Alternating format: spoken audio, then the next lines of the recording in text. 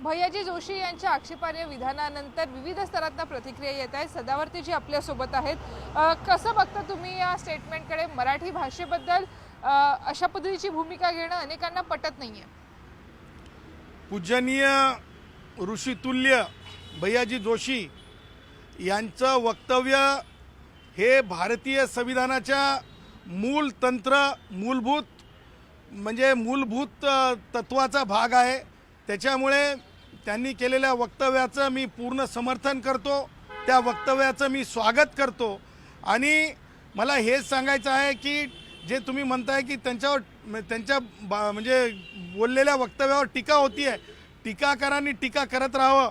परंतु मला हे म्हणायचं आहे, ज्या टीकाकारांना भाषेचं काय ज्ञान आहे मला सांगा। उद्धवच्या बाबतीमध्ये एखाद्या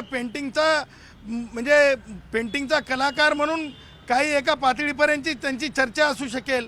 लिफ्ट केलेले राजकारणी आहेत आणि त्यांनी भाषेचं ज्ञान दुसऱ्यांना आता पाजरायचा प्रयत्न करू नये। मला हे विचारायचं आहे त्यांना की भाषेची जननीच्या बाबतीत कधी आपण वाचन केलं का, कधी अभ्यास केला आहे का? त्याच्यामुळं राज ठाकरेंच्या बाबतीत त्यांनी टीका केली। अरे तुम्ही तुमच्या राजकीय चुली भाषेंसाठी, प्रांतीय विचार तुमच्या याच्यासाठी कायसाठी, राजकारणासाठी हे सगळे उठाठेव तुम्ही करता। हे उठाठेव करणं मला वाटतं हे अत्यंत क्लेशकारक आहे। आणि मला हे म्हणायचं आहे की ज्ञान कधी देण्याचा प्रयत्न करावा। अपने गिरबान में भी झाँक के देखे ना। मला सांगा, आमची कष्टकऱ्यांची, आमची हिंदुस्थानातली लेकरं कुठेही जाऊन शिकू शकतात, हिंदुस्थानात बोलू शकतात। असं डोमिसाईलच्या संदर्भानं माननीय सर्वोच्च न्यायालयानं आत्ताच तुम्हाला सांगतो दिलेला निवाडा आहे। त्याच्यामुळे सबऑर्डिनेट लेजिस्लेशन आहे महाराष्ट्र शासनाचं ॲडमिनिस्ट्रेटिव्ह लँग्वेजच्या बाबतीमध्ये। याचा अर्थ जर एखादा माझा गुजराती भाऊ असेल त्यांनी दुकानात गुजराती नाही मराठीच बोललं पाहिजे। माझा उत्तर भारतीय भाऊ असेल टॅक्सीवाला त्यांनी नाही भोजपुरीमधून एखादा शब्द बोलला, हिंदीतून बोलला तर ते नाही चालणार।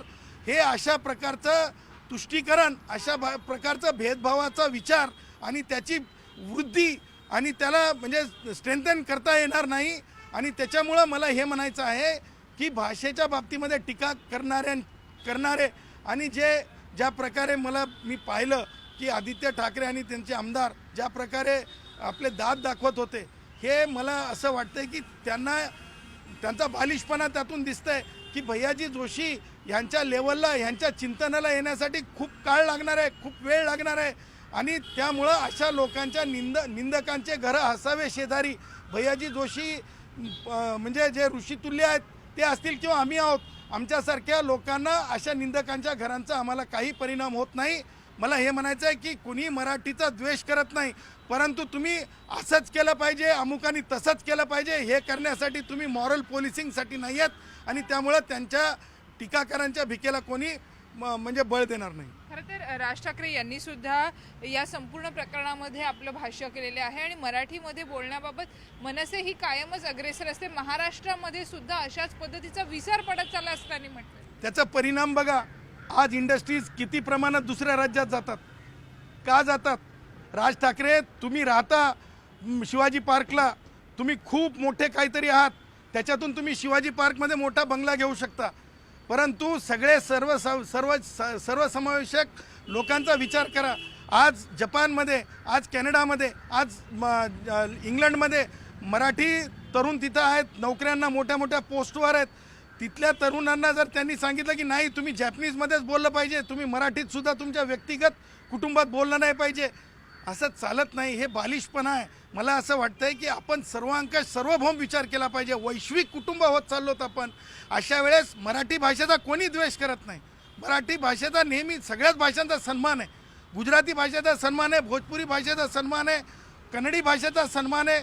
भाषा ही सौंदर्याचा भाग आहे। भाषा हे तंत्र आहे समजण्याचं एकमेकांना। भाषा हे मुघली नाही आहे की मुघलांनी जसं मारून मला म्हणायचं नाही की धर्मांतर करायला लावायचा, तशा प्रकारची भाषा नाही आहे। आणि तशा प्रकारचं भारतात चालत नाही, ज्या भारतात लिखित भारतरत्न डॉक्टर बाबासाहेब आंबेडकरांचं संविधान आहे। खरंच अनिल परब यांनी सुद्धा म्हटलं की तुकड्या तुकड्यामध्ये वाटण्याचा हा प्रयत्न केला जातोय आणि मराठी ही असलीच पाहिजे, मराठी भाषेमध्ये बोललं पाहिजे। आणि दुसरीकडे तुम्ही समर्थन करता आहात, या समर्थनामागचा मुख्य उद्देश काय? उद्देश भारताच्या संविधानाचे जे तत्व आहेत आणि भारतीय संविधानाचे जे विचार आहेत ते स्ट्रेंथन करणं आहे।